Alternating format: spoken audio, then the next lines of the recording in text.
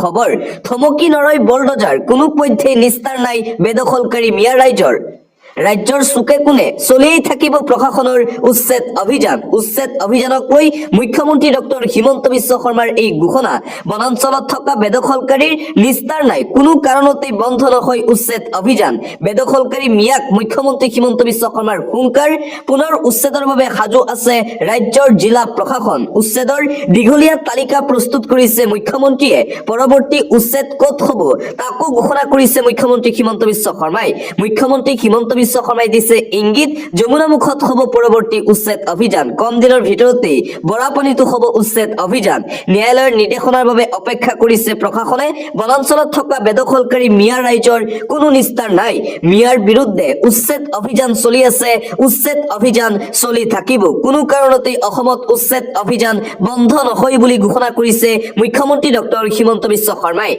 দিবলৈছো আন এটা গুৰুত্বপূৰ্ণ খবৰ 2026 চনত পুনৰবাৰ মুখ্যমন্ত্ৰী হ'ব ডক্টৰ হিমন্ত বিশ্ব শৰ্মা মুখ্যমন্ত্ৰী হিমন্ত বিশ্ব শৰ্মা পুনৰবাৰ মুখ্যমন্ত্ৰী হ'ব নিশ্চিত ৰূপত এনডিএৰ চৰকাৰ হ'ব 2026 চনৰ নিৰ্বাচনত হিমন্ত বিশ্ব শৰ্মাই পুনৰ মুখ্যমন্ত্ৰী হিচাপে অধিষ্ঠিত হ'ব মুখ্যমন্ত্ৰীয়ে নিৰলসভাৱে ৰাজ্যৰ উন্নয়ন আৰু বিকাশৰ বাবে কাম কৰিছে আজি 40 লাখ মহিলাই লাখপতি বাইদেউ হিচাপে স্বীকৃতি পাইছে অসমত এইখন চৰকাৰৰ দিনত দুখীয়া দৰিদ্ৰ মহিলা কৃষক যুৱক যুৱতী ছাত্ৰ ছাত্ৰী শিক্ষাৰ্থী সকলোকে বিকাশে সামৰি লৈছে মহিলাসকলে অৰুণোদয় আঁচনি লাভ কৰিছে হিমন্ত বিশ্ব শৰ্মাই দিছে অৰুণোদয় আঁচনি মহিলাসকলে লাখপতি বাইদেউ আঁচনিৰ জৰিয়তে ধন লাভ কৰিছে মুখ্যমন্ত্ৰীৰ উদ্যমিতা আঁচনিৰ জৰিয়তে প্ৰতিগৰাকী মহিলাই 10,000 কোটি টকা লাভ কৰিছে সৰ্বস্তৰৰ লোকক বিকাশ আৰু উন্নয়নে চুই গৈছে এই চৰকাৰৰ দিনত আগন্তুক 7 দিনৰ ভিতৰতো যদি নিৰ্বাচনত অনুষ্ঠিত হয় তেন্তে নিশ্চিতভাৱে এনডিএ চৰকাৰ গঠন কৰিব আগন্তুক নিৰ্বাচনত 90খনতকৈ অধিক আসন লাভ কৰিব মিত্ৰজোঁটে এই মন্তব্য কৰিছে মন্ত্ৰী ৰঞ্জিত কুমাৰ দাসে আন এটা অতিকৈ জৰুৰী খবৰ বিদেশী নাগৰিকেও লাভ কৰিব আধাৰ কাৰ্ড এটা গুৰুত্বপূৰ্ণ খবৰ এই মুহূৰ্তত জনাবলৈ চেষ্টা কৰিছো বিদেশী নাগৰিকেও ভাৰতত আবেদন কৰিব পাৰিব আধাৰ কাৰ্ডৰ বাবে মানিব লাগিব বিশেষ চৰ্ত বিদেশী নাগৰিকসকলে আধাৰ কাৰ্ড আবেদনকাৰী হ'ব লাগিব প্ৰবাসী ভাৰতীয় 12 মাহত কমেও 182 দিন কটাব লাগিব ভাৰতত আধাৰ কাৰ্ড আবেদনৰ বাবে জমা দিব লাগিব পৰ্যাপ্ত তথ্য বিদেশত বসবাস কৰাৰ পাছপৰ্টৰ তথ্য দিব লাগিব প্ৰবাসী নাগৰিকে জমা দিব লাগিব পেন কাৰ্ড ড্ৰাইভিং লাইসেন্স বিদ্যুতৰ বিল পাছে প্ৰবাসী ভাৰতীয়ৰ বাবে দিয়া আধাৰ কাৰ্ডৰ ম্যাদ 10 বছৰ পাছত পুনৰ পঞ্জীয়ন কৰিব লাগিব প্ৰবাসী ভাৰতীয় নাগৰিকে আধাৰ কাৰ্ডৰ বাবে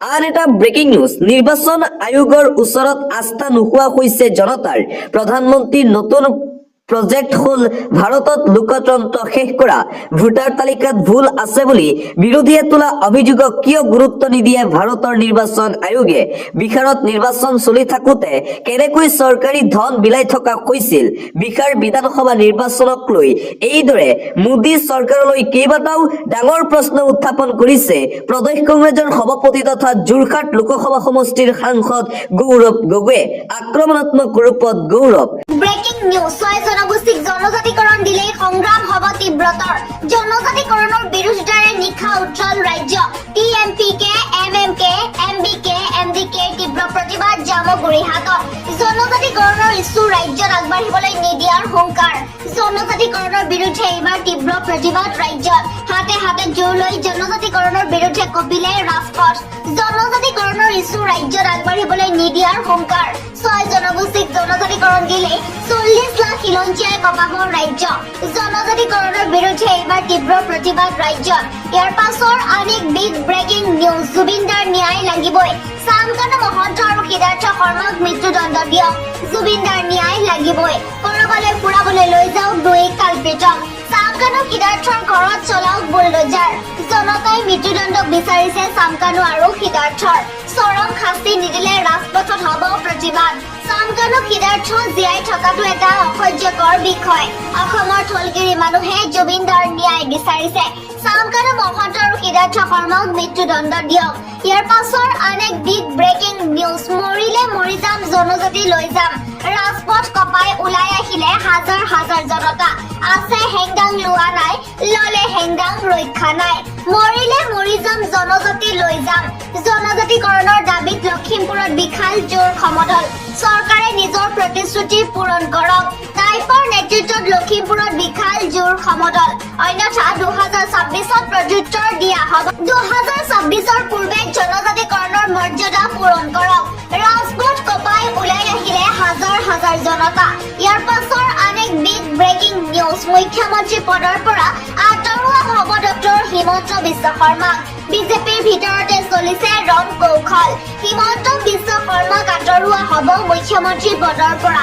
নিজৰ দলৰে ভিতৰতে কোনেও নুশুনা হৈছে তেওঁৰ কথা।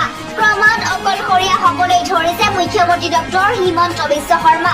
মুখ্যমন্ত্ৰীৰ বিৰুদ্ধে বিস্ফোৰণ গৌৰৱ গগৈ।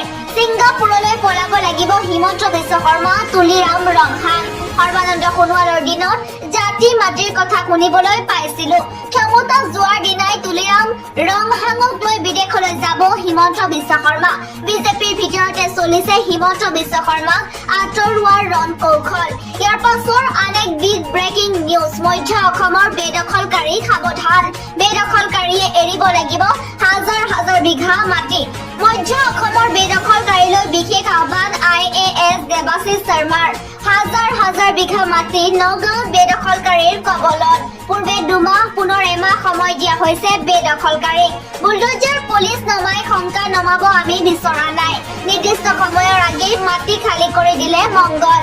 ইয়াৰ পাছৰ আন এক বিগ ব্ৰেকিং নিউজ, বিয়া পাতিলে এবাৰেই পাতিব, দুবাৰ নহয়। দুবাৰ বিয়া পাতিলে 7 বছৰ জেলত থাকিব লাগিব। এবাৰতকৈ বেছি বিয়া পাতিলেই হ'ব 7 বছৰ পৰ্যন্ত জেল। 7 বছৰ পৰ্যন্ত জেল হ'ব দ্বিতীয় তৃতীয় বিবাহ কৰিলে। অসমত বহু বিবাহ বন্ধ কৰিবৰ বাবে আহি আছে নতুন বিধেয়ক। অগ্ৰহণীয় গোচৰত গ্ৰেপ্তাৰ কৰা হ'ব দ্বিতীয় বিবাহ কৰা সকলক।